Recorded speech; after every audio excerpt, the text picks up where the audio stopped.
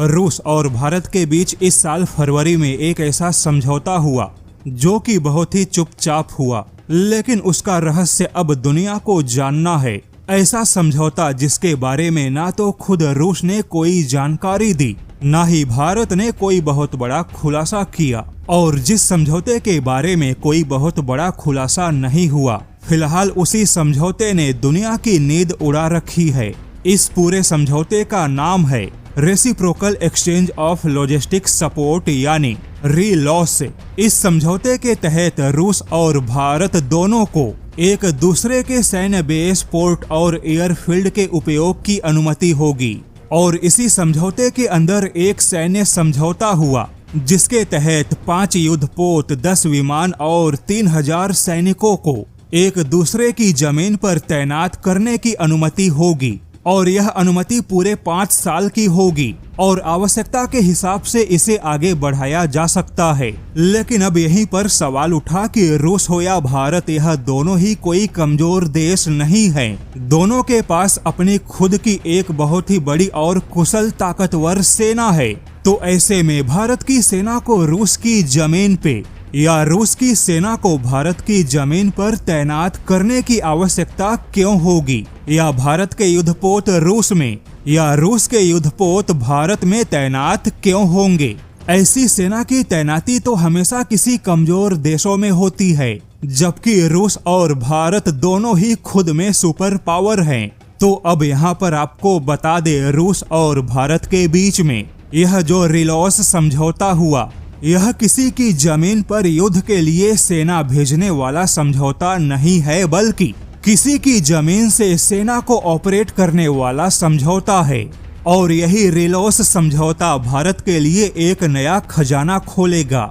लेकिन यह कैसे होगा, चलिए इसे समझाते हैं। जैसा कि रूस ने भारत को आर्कटिक क्षेत्र में, उत्तरी प्रशांत में और अपने सुदूर पूर्व में आने और निवेश का न्योता दिया।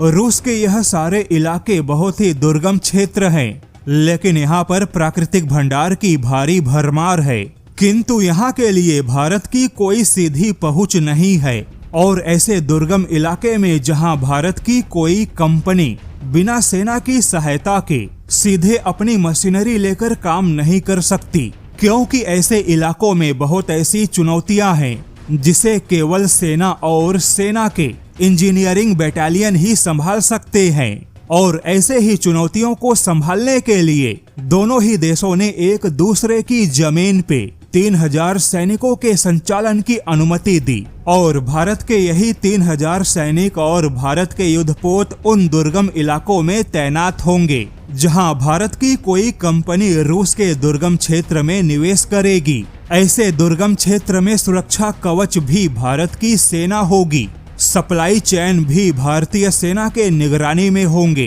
दुर्गम इलाकों में हजारों काम करने वाले भारत के लोगों को मेडिकल सहायता या किसी भी आपदा से बचाने का काम भी भारत के 3000 सैनिक करेंगे, जबकि रूस के सैनिक या रूस के युद्धपोत और उनके आइस ब्रेकर अपने क्षेत्र में भारत को आवश्यकता के हिसाब से सहयोग और सहायता देंगे। और ठीक ऐसी ही पहुंच रूस को भी भारत के किसी दुर्गम क्षेत्र में मिलेगी।